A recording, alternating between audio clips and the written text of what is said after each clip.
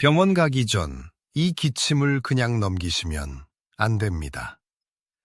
기침, 그저 흔한 증상일까요? 그냥 감기라고요? 아닙니다. 기침은 폐의 비명입니다. 목이 간질거려 한 번, 물 마시다가 두 번, 밤에 누워 있다가 세 번, 하루에도 수십 번씩 반복되는 이 기침. 그게 바로 당신의 폐가 보내는 구조 요청일 수 있습니다. 제가 만난 70대 어르신 중 한 분은 이렇게 말씀하셨습니다. 처음엔 단순 감기인 줄 알았어요. 근데 한 달이 지나도 기침이 안 멈추더라고요. 결국 병원에서 들은 말은 기관지 확장증입니다. 기침은 시간이 지날수록 더 깊어지고 결국에는 치료보다 관리가 더 어려운 지점에 도달합니다. 그런데 말입니다. 이 기침, 초기에 꺾을 수 있는 방법이 있습니다. 병원 약도, 주사도 아닙니다. 집안에 있는 약초 몇 가지로 폐를 따뜻하게, 기관지를 부드럽게 살릴 수 있는 길이 있습니다. 어르신들께 가장 효과적이었던 기침을 진정시키는 자연약조차 5가지, 지금부터 하나씩 소개해드리겠습니다. 기침이 계속되신다면 오늘 영상 절대 그냥 넘기지 마십시오. 한 잔의 차가 당신의 폐를 지킬 수 있습니다. 70대 후반 김아묵의 어르신. 평생 감기 한 번 제대로 알아본 적 없던 분이었습니다. 그런데 어느 날부턴가 가벼운 마른 기침이 시작됐습니다. 하루 2-3번 기침이던 게 며칠 지나자 밤마다 목이 칼칼해져 새벽에 1-2번씩 깨기 시작했습니다. 별거 아니겠지 하며 동네 약국에서 감기약을 사드셨죠. 그런데 이상하게 낫질 않았습니다.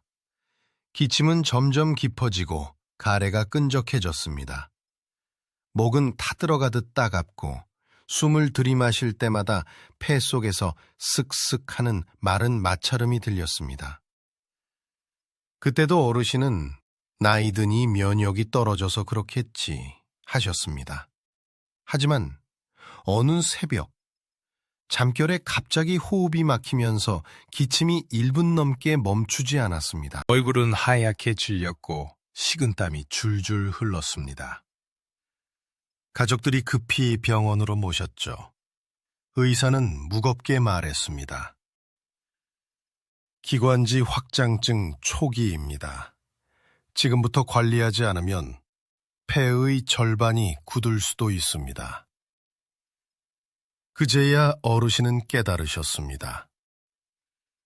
단순 감기인 줄 알았는데 내 폐가 이미 신호를 보냈던 거구나. 그날 이후 어르신은 모든 걸 바꾸셨습니다. 커피를 끊고 찬물을 멀리하고 매일 아침 도라지차 한 잔을 끓여 드셨습니다.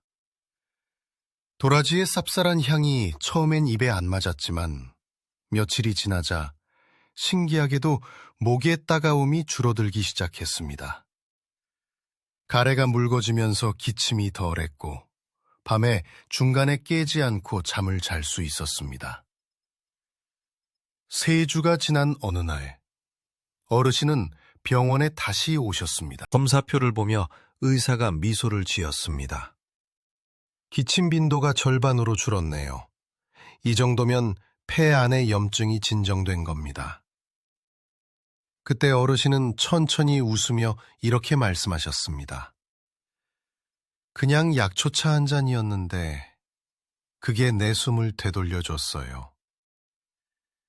이야기는 단순하지만 이건 한 사람의 기적이 아니라 몸의 경고를 들은 사람의 선택이었습니다. 지금도 기침이 멈추지 않는다면 이건 단순 감기가 아닐 수도 있습니다. 당신의 폐도 지금 도움을 요청하고 있는지도 모릅니다. 왜 자꾸 목이 간질거릴까요? 기침의 진짜 원인을 알면 대처가 달라집니다. 감기 걸린 것도 아닌데 왜 이렇게 기침이 나죠? 목이 간질간질해서 계속 헛기침을 하게 돼요. 밤에 누우면 자꾸 목이 따끔거려서 깨게 돼요. 혹시 요즘 이런 말 해보신 적 있으신가요? 병원에 가봐도 폐렴도 아니고 감기 소견도 없다고 합니다. 약을 먹어도 크게 나아지는 것 같지 않고 그저 시간이 지나길 기다리는 수밖에 없다고들 하죠. 하지만 이런 증상 그냥 넘기시면 안 됩니다.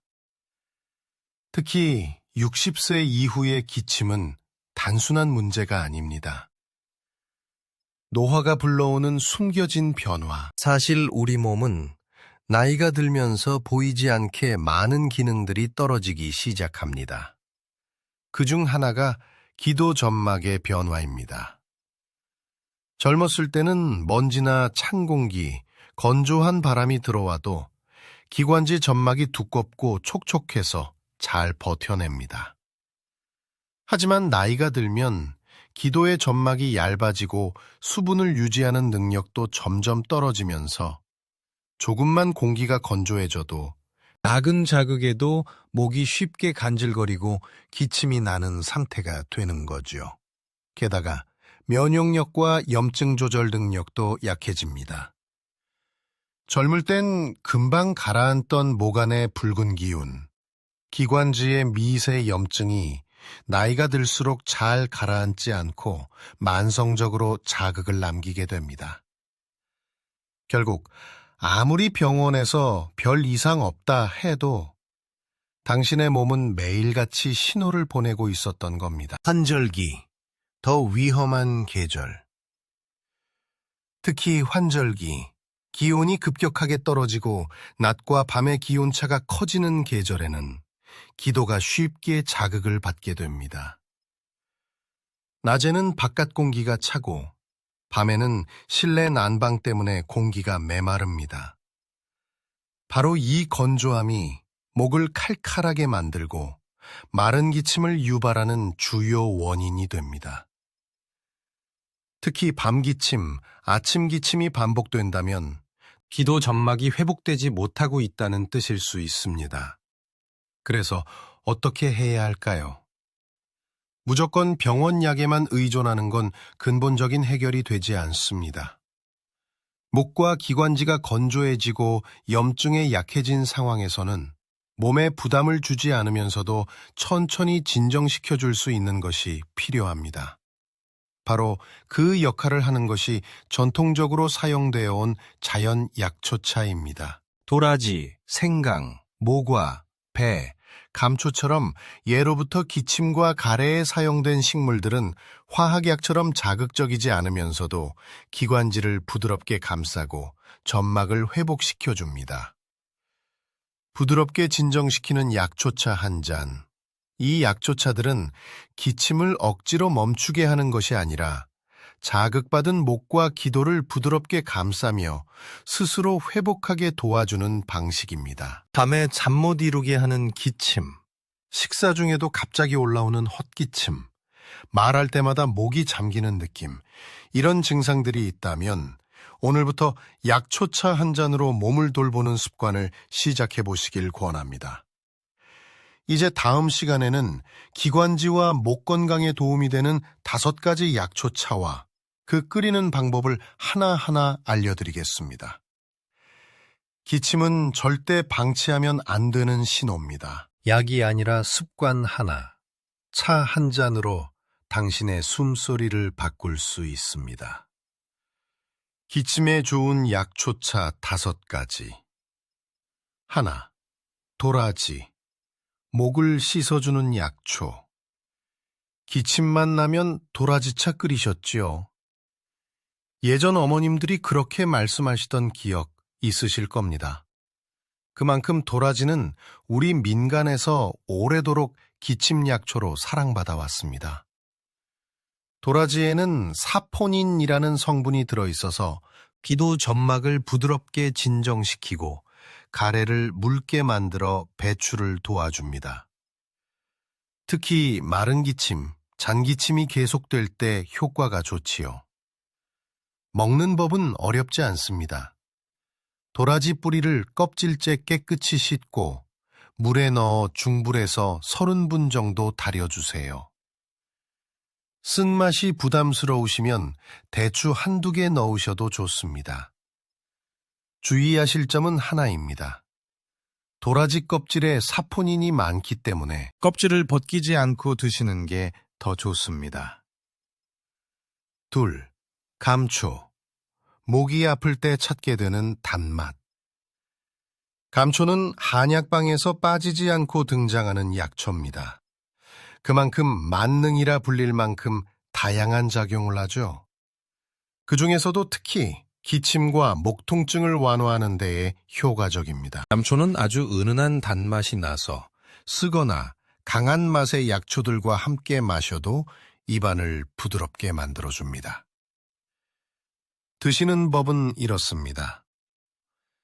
말린 감초 뿌리를 5조각 정도 꺼내어 물 1리터에 함께 넣고 끓여 마시면 됩니다. 따뜻할 때 마시면 목이 한결 부드러워집니다. 다만 혈압이 높으신 분은 주의하세요. 감초는 장기적으로 많이 드시면 혈압을 높일 수 있어서 진하게 우려 마시기보다는 옅게, 가볍게 시작하시는 것이 좋습니다. 셋, 배. 목을 촉촉하게, 기관지를 부드럽게. 배는 말이죠. 기침이 날 때 어르신들이 찌거나 즙을 내서 수저로 떠먹이시던 모습이 떠오릅니다. 그만큼 오래된 전통입니다. 배는 열을 내려주고 수분을 보충해주는 성질이 있어 가래가 끈적이거나 가슴이 답답할 때 좋은 선택입니다. 특히 마른 기침 하시는 분들에게는 목을 촉촉하게 감싸주는 효과가 있습니다. 드시는 방법도 다양합니다. 배를 찌거나 생배를 갈아 꿀 1스푼 넣어 드셔도 좋고요. 배즙을 내어 차갑지 않게 데워 마셔도 괜찮습니다. 주의할 점은 당분입니다. 배는 생각보다 당이 많아서 당뇨 있으신 분은 양을 조절하셔야 합니다. 넷, 생강. 기침을 덜컥 멈춰주는 따뜻한 친구. 생강은 참 고마운 식재료입니다. 몸을 따뜻하게 데워주고 기침과 함께 오는 으슬으슬한 오한까지 달래주니까요. 특히 바이러스성 기침, 감기 끝에 남은 장기침이 오래 갈 때 생강차 한 잔이 큰 도움이 됩니다. 만드는 법은 간단합니다. 생강을 얇게 썰어 끓는 물에 넣고 서서히 우리다가 꿀을 살짝 넣어 드세요. 아침 공복에도 좋고 자기 전에도 편안합니다. 주의하실 건 속이 약하신 분들입니다. 위산 역류가 있으신 분은 식후에 드시는 게 더 편하실 수 있어요. 5. 모과. 목이 자주 쉬는 분들에게 모과는 향이 참 좋습니다. 달이거나 절여서 드시면 그 향이 입안과 코끝까지 퍼지면서 편안해지죠. 모과는 특히 목에 좋습니다. 자주 쉰 목, 잦은 인후염 또는 만성 장기침이 있으신 분들께 권해드립니다. 먹는 방법은 2가지 정도 있습니다. 말린 모과 조각을 끓여 차로 드셔도 되고 집에 모과청이 있으시다면 따뜻한 물에 타서 드셔도 아주 좋습니다. 주의하실 점은 꼭 익혀 드시는 것. 생모과는 위장에 부담이 되기 때문에 반드시 달이거나 청으로 드시는 것이 안전합니다. 한마디로 정리하자면 기침이 오래가고 밤마다 목이 칼칼하고 가래가 잘 안 떨어진다 싶으실 때 굳이 병원 약만 찾지 마시고 이렇게 자연이 주는 선물들을 활용해 보세요. 그저 따뜻한 약초차 한 잔이 며칠 밤을 편하게 만들어줄 수도 있고 한 달 넘게 이어지던 기침을 천천히 가라앉혀 줄 수도 있습니다. 약보단 차 한 잔으로 부작용 없는 건강한 회복을 이 한 문장 마음에 담아두셔도 좋겠습니다. 하루 3번 약초차 루틴. 기침 없는 하루, 따뜻한 한 잔으로부터 시작됩니다. 아침, 생강차로 몸을 깨우는 시간. 밤새 식은 몸을 따뜻하게 덮여줄 무언가가 필요하다면 생강차 한 잔으로 시작해보세요. 아침 공복에 따뜻한 생강차 한 잔. 속이 살짝 허한 느낌이 드는 날에도 생강의 매운 기운이 위를 편안하게 감싸줍니다. 특히 어르신들처럼 혈액순환이 느려지고 몸이 잘 식는 체질이신 경우엔 이 한 잔이 하루를 따뜻하게 시작하는 열쇠가 됩니다. 생강을 얇게 저며 뜨거운 물에 우리고 꿀을 살짝 타서 드셔보세요. 냉기가 돌던 손끝 발끝이 서서히 따뜻해지는 걸 느끼실 수 있습니다. 점심, 도라지차 또는 감초차로 목을 진정시키는 시간. 식사 후에 한 잔, 기관지에게는 가장 고마운 휴식입니다. 점심 식사를 마친 뒤 갑자기 목이 칼칼해진다거나 숨이 짧게 들이마셔지는 느낌이 드신 적 없으신가요? 그럴 때는 도라지차 한 잔이 딱입니다. 가래가 쉽게 끼는 분이라면 도라지차, 목이 쓰리거나 따끔하신 분은 감초차가 더욱 잘 맞습니다. 이 두 가지는 우리 몸에서 다른 역할을 해요. 도라지는 가래와 염증을 쓸어내리고 감초는 쓰라림과 통증을 부드럽게 달래줍니다. 생도라지 뿌리를 껍질째 씻어 푹 달여 드시거나 감초 뿌리를 몇 조각 넣어 끓인 감초차를 식후에 따뜻하게 마셔보세요. 한숨 돌리듯 목도 함께 쉴 수 있게 됩니다. 저녁, 모과차나 배즙으로 하루를 마무리. 하루의 끝엔 기관지에도 마음에도 휴식이 필요합니다. 밤에 기침 때문에 깨시는 분들, 한 번쯤 모과차나 배즙을 드시고 잠드셔 보세요.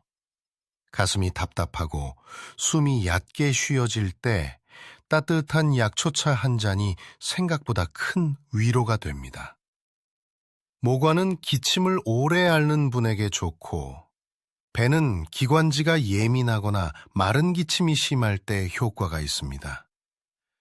모과청을 따뜻한 물에 풀어 마시거나 배를 쪄서 즙을 내어 꿀과 함께 드셔보세요. 차분하게 침대에 앉아 천천히 마시면 기침도 생각도 모두 가라앉는 느낌을 받으실 수 있습니다. 실천 후기처럼 들리는 이야기. 어떤 어르신은 이렇게 말씀하셨습니다. 딱 하루 3번 마시는 건데 기침이 안 나니까 밤에 잠을 푹 자겠더라고요. 도라지 냄새만 맡아도 목이 가라앉는 기분이에요. 약보다 편하고 부작용도 없으니 계속 해보려고요. 이 약초차 루틴은 한두 번 마셔서 기적처럼 낫는 것이 아니라 하루하루 조용히 효과를 쌓아가는 방식입니다. 아침엔 생강으로 몸을 깨우고 점심엔 도라지나 감초로 목을 쉬게 하고 저녁엔 모과나 배로 하루를 마무리하는 것. 이 3번의 작은 시간들이 당신의 기침을 점점 멀어지게 만들 것입니다.